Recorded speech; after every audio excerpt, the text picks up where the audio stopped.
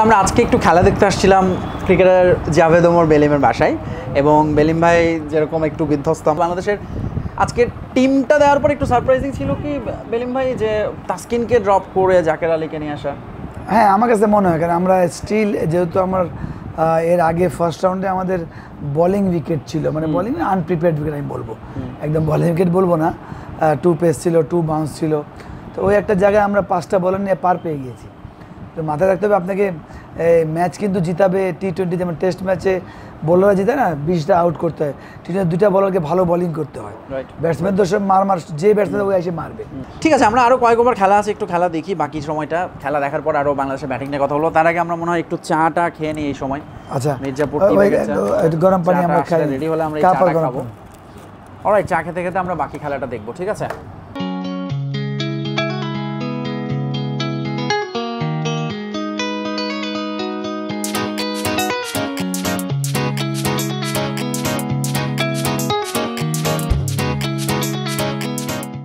তো যখন sporting wicket আসলো, তখন আমরা করলাম কি একটা বলার কমিয়ে দিয়ে একটা ব্যাটসম্যান নিলাম। কারণ আপনি যখন উইকেট যদি কন্ট্রোলে থাকে, আপনার ভালো উইকেট থাকে, তখন আপনি 6টা 7টা ব্যাটসম্যান মোর দেন না, আপনি পিওর ব্যাটসম্যান নাম্বার 8-এ গিয়ে আপনি সাকসেস হবেন অনেক রেয়ার। এটা নেগেটিভ চিন্তা, কোনো কারণে টপ অর্ডার ভালো করছে না, একটা ডিফেন্সিভ মোডে চলে যাওয়া। হ্যাঁ, এক্স্যাক্টলি। আপনি যদি না হয়, আপনি 6 ওভারে যদি অ্যাডভান্টেজ না নিতে পারেন ইন গুড উইকেট, মানে আমি বলছি না যে 6 ওভারে 70 করতে হবে, 50 52 মানে এনাফ আমাদের জন্য, বিশেষ করে আপনি যখন এত বড় একটা রান চেস করছেন। এক্স্যাক্টলি সেটাই। তো ওই একটা জায়গায় আমার কাছে মনে হয় বোলারের জায়গায় আমরা ব্যাটসম্যান নিয়েছি। এবং আরো অবাক লাগছে যে আপনি একটা বোলার কম নিয়ে টস জিতে ফিল্ডিং নিলেন। হ্যাঁ, এটাও তো আরেকটা মানে মনে হয়েছে যে এটার ব্যাপার ছিল যে স্পোর্টিং উইকেট যেটা আমি হয়তো এটা আবার টিম প্ল্যান থাকে কি আমাদের স্ট্রেংথটা হচ্ছে বোলিং, আমরা যত কমে আউট করে, এটা একটা হইতে পারে, এটা আমার এখানে বলাটা ঠিক হবে না, ক্যাপ্টেন সবচেয়ে ভালো জানবে এটা, আর ফলোড বাই কোচ, তো কোচের একটা বড় ভূমিকা থাকে। তো ওই একটা জায়গায় আমার কাছে মনে হয় যে এটা ফেয়ার এনাফ। আচ্ছা, একটু এবার ওভারঅল আজকে তো সবাই এক্সপেন্সিভ ছিল, মানে বোলারদের ইকোনমি রেট অনেক বেশি, একমাত্র তানজিম সাকিব খুব এক্সেপশনাল এগেইনস্ট ইন্ডিয়া। ওই নতুন বলে করা, আমি মনে করি উনি নো ডাউট উনি আমার মনে হয় এখন পর্যন্ত ওই টাইপের বোলার, আমাদের তাইজুল টাইপের বোলার, লো প্রোফাইল, ওনাকে কিন্তু আরও আগে ইউজ করা উচিত, আরও বেশি ইউজ করা উচিত। তো আমার কাছে মনে হয় তাইজুল যেমন নামলেই পারফর্ম করে, উনি কিন্তু থাকে না, নামলেই পারফর্ম করে। একটা কথা ঘুরে ফিরে আসছে সাকিব আল হাসান, তাকে আমরা পুরো বোলিং কটা এখনো করতে দেখি নাই। আজকের ম্যাচেও আপনি যদি দেখেন ব্যাটে বলে খুব একটা আসলে সাকিবীয় ব্যাপারটা আমরা মিসিং।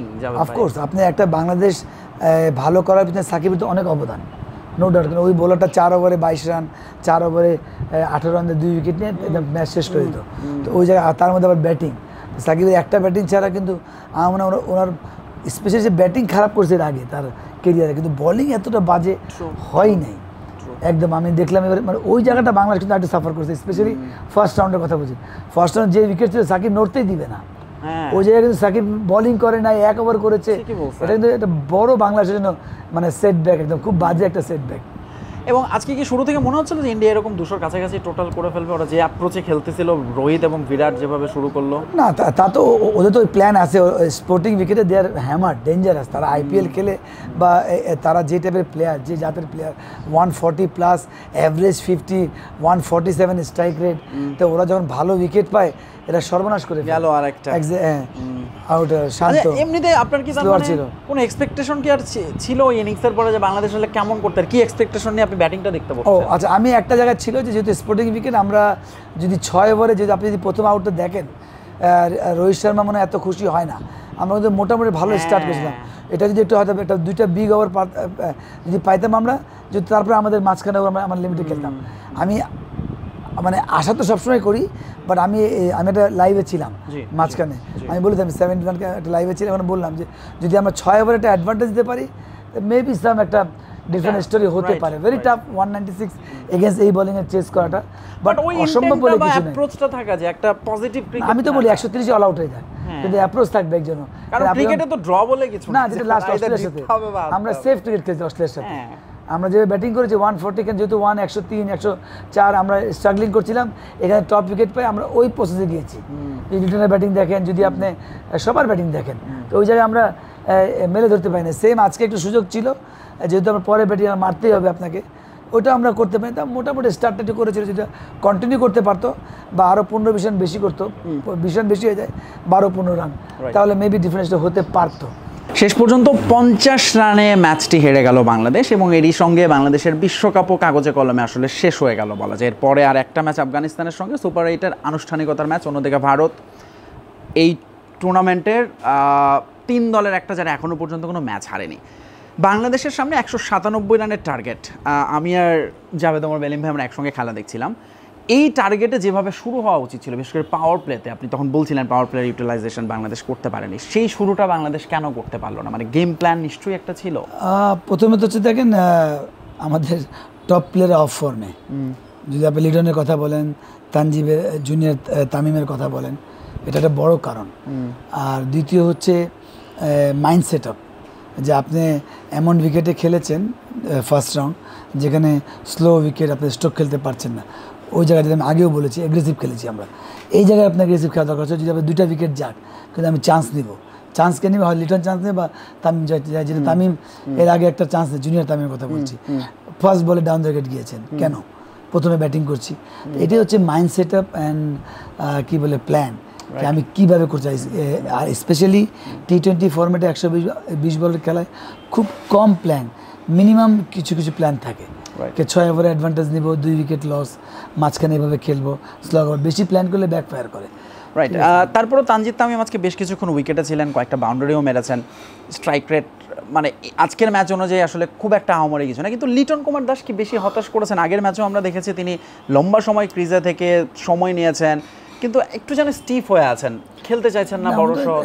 উনি টুর্নামেন্টে যাওয়ার আগে তো অফ ফর্মে ছিলেন, ওই জায়গায় শুধু একটা বাজে উইকেট ধরুন, উনি শ্রীলঙ্কার সাথে 36টা করেছে, ওটা খুব ভাইটাল 36 ছিল। আমরা মনে করেছিলাম যে উনি কাম ব্যাক করবে, কিন্তু আবার কাম ব্যাক করতে পারেনি, বরঞ্চ ওই যে স্ট্রোক খেলার প্রবণতা, উনি যদি ওই জায়গায় কিছু স্ট্রোক কাট করে, উনি যদি ওনার মানে ন্যাচারাল খেলা না খেলে একটু কসেস খেলেন, যেটা গতকালে খেলেছেন, আপনার খুবই বাজে ব্যাটিং করেছে এগেন্স্ট অস্ট্রেলিয়া, ইভেন আজকেও ওইটা যদি করলে ভালো হতো। ওই জায়গায় রান করলে হয়তো উনি বেসিক্যালি স্ট্রোক খেলা পছন্দ করেন, স্ট্রোক খেলা পারমিট করছিল না উইকেট, ওই জায়গায় উনি স্ট্রোক খেলতে গিয়েছেন। আবার এখানে এসে উনি সার্ভাইভ করেছেন, আমি থাকি পরে করবো, T20 পরে বলে কোনো কথা নেই। ওই জায়গায় উনি স্ট্রোক খেলতেন, তাহলে বেশি প্লাস পয়েন্ট। এটা হচ্ছে বললাম না, যখন নেগেটিভ মাইন্ড মানে ভর করে, তখন পাও কম চলে, মাথাও কম চলে। তো ওই তখনই একটা কোচের কাজ, কি আমি কীভাবে আমার এই প্লেয়ারটাকে শুধু খেলাবই বা খেলবেই, আমি ওই কীভাবে ওকে নিতে পারি। আমার বিশ্বাস অবশ্যই ম্যান টু ম্যান কথা বলেছে কোচ, বাট তারপরেও যতই কোচ কথা ইমপ্লিমেন্টেশনটা হচ্ছে না বা হয় কথা বলা উচিত, যদি না বলে থাকে, আর আলটিমেটলি প্লেয়ারকে ইমপ্লিমেন্ট করতে হবে। রাইট। এবং আমরা সাকিব আল হাসান আরও একটা ম্যাচে ব্যাট হতে ব্যর্থ হলেন, কি বলবেন? না, ওটা তো একটা বড় ব্লো আমাদের সাকিবের, মানে আমার মনে হয় ওনার ক্যারিয়ারের সবচেয়ে বাজে টাইম কাটাচ্ছেন বা কেটেছে। উনি যতই খারাপ হোক, ওনার বলিংয়ের জায়গায় উনি কভার করে ফেলেন, কিন্তু এবার বলিংও এত সাদামাটা হওয়াতে কিন্তু বাংলা একটু বেটার ক্রিকেট খেলতো। সাকিবের একটা ইনিংস ছাড়া কিন্তু ব্যাটিংও খুব সাদামাটা, বোলিংয়ে তো বেশি সাদামাটা, যেখানে উনি অলওয়েজ চ্যাম্পিয়ন বলেন। উনি হাত ঘুরাইলেই 4 ওভার 22 রান 1 উইকেট, হাত ঘুরে 4 ওভার 18 রান, ক্যাপ্টেনের একটা উইকেট দরকার, সাকিবকে আনলে একটা উইকেট না, কোন উইকেটে কীভাবে, উনি একদমই বোলিংয়ের জায়গাটা মানে বেশি ব্যর্থ হতে, এটাও বাংলাদেশের একটা ব্যাকফুট হয়েছে। রাইট। কিন্তু একটু ব্যাটিং অর্ডার নিয়ে কথা বলি, আমাদের যদি বলি এই টিমের বেস্ট ব্যাটার তৌহিদ হৃদয় অবভিয়াসলি, এবং মাহমুদুল্লাহ রিয়াদও সাম্প্রতিক সময় ভালো টাচ আছে, কিন্তু এই দুজনকে কি বাংলাদেশ প্রপারলি ইউটিলাইজ করতে পারছে ব্যাটিং অর্ডারে? আজকের ম্যাচেও যদি দেখেন, হৃদয়টা ঠিক আছে, কিন্তু আমি মনে করি মাহমুদুল্লাহকে আমরা বরাবরই বলে আসছি ফাইটার, ফিনিশার, পিওর ব্যাটসম্যান, কিন্তু আপনি আমার পিওর যত মেন ব্যাটসম্যানদের বেশি খেলাবেন আপনি যেমন লাস্ট ম্যাচে রিশাদকে বোধ হয় চারে নামানো হয়েছে। আমার মনে হয় যতই যেই মারুক, আমার বেস্ট ব্যাটসম্যানই যত বেশি বল করে তখনই লাভ হবে, কারণ আমাদের কারোর সাথে তো পার্থক্য নাই। কে একটা টপ অলরাউন্ডার যে 160 স্ট্রাইক রেট বা 140, তা না, সবার 20, 22, 18, 15।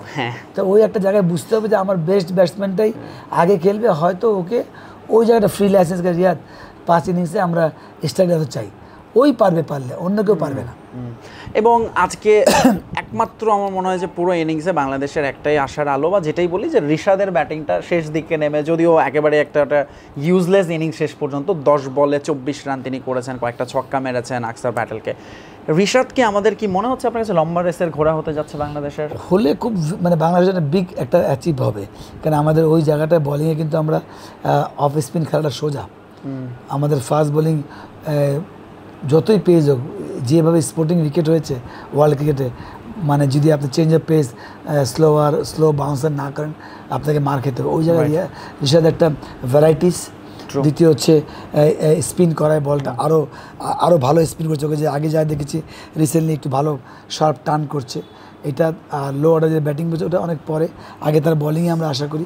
এটা অনেকেই আগে লেগ স্পিনে আসছে, স্টিল আর্লি টু স্পিক, এখনও প্রেশার আসে নাই, এখনও মার পড়ে নেই ওরকমভাবে। যদি প্রেশারটা হ্যান্ডেল করে উনি কন্টিনিউ করতে পারে অবশ্যই একটা বড় একই সঙ্গে টিম ম্যানেজমেন্টকে আসলে ব্যাকআপটা তো দিতে হবে। এক্স্যাক্টলি, উনি কোনো জায়গায় ছিল না, ডোমেস্টিকও খেলতে পারছেন না, সামহাও ওনাকে পিক করা হয়েছে, উনি কন্টিনিউ পারফর্ম করেছেন, মাসার উনি কন্টিনিউ করতে পারে। আমি মনে করি অবশ্যই বাংলাদেশ দলের একটা বড় প্লাস পয়েন্ট হবে। শেষ ম্যাচ আফগানিস্তানের সঙ্গে কি ধরনের ক্রিকেট দেখতে চাইবেন বাংলাদেশের কাছ থেকে? অবশ্যই জয়টাই দেখতে চাইবেন। অবশ্যই, কেন আফগানের সাথে আমাদের হচ্ছে আসল খেলা। এগুলো খেলা যে আমরা হারছি কোনো নিউজ না, আফগানিস্তান হারলে ওটাই নিউজ, যতই ওরা ভালো দল হোক। কিন্তু আমরা যাতে মনে প্রাণে প্লেয়াররা বিশ্বাস করুক আমাদের যে বাংলাদেশ যে দল যেখানে অবস্থান করছে, আমাদের কিন্তু এই ওয়ার্ল্ড কাপে এই জয়টাও কিন্তু একটা প্রেজেন্টেশন হবে। কেন আমরা ওয়ার্ল্ড ক্রিকেটে যেভাবে এখন আমরা এস্টাবলিশ দল না, we are not Australia champion, we are not India, আমরা ওখানে টপ ক্রিকেট খেলতে যে আপনি এই ছোটো ছোটো অ্যাচিভমেন্টগুলো আপনার বড় প্লাস হবে যে আপনার এই খারাপ সময় স্পেশালি। তানভীরকে এবং শরীফুল এই দুজন এখনও সুযোগ পায়নি পুরো ওয়ার্ল্ড কাপে, কি মনে হয় শেষ ম্যাচে তাদেরকে খেলিয়ে দেখা যায় কিনা? কিন্তু না, আমি কখনোই আবেগের জায়গায় একদমই না। ম্যাচকে ফাইন হতে পারে, একটা ম্যাচ খেলায় দিই, ওয়ার্ল্ড কাপে খেলেনি, এভাবে চিন্তা করে খেলানো উচিত না। যদি আমার দরকার হয় শরীফুলকে তাহলে খেলানো উচিত। অসংখ্য ধন্যবাদ জাভেদ ওমর বেলিম, এই রাত্রেবেলা এসে আপনাকে বিরক্ত করলাম। Thank you thank you so much. দর্শক, আসলে বাংলাদেশের আরও একটা ম্যাচ শেষ হলো খানিকটা হতাশা দিয়েই, তবে বাংলাদেশের ক্রিকেট আসলে সামনে আরেকটা ম্যাচ বাকি, নিশ্চয়ই সেই ম্যাচটাও আমরা দেখবো এবং আপনারা বিডি ক্রিক টাইমে চোখ রাখবেন আমাদের এই খেলা নিয়ে যে কোনো রকম বাকি ম্যাচগুলোর জন্য ভিডিও দেখতে। আমি ফয়সাল তিতুমির এখনকার মতো বিদায় নিচ্ছি, বাই বাই, টাটা।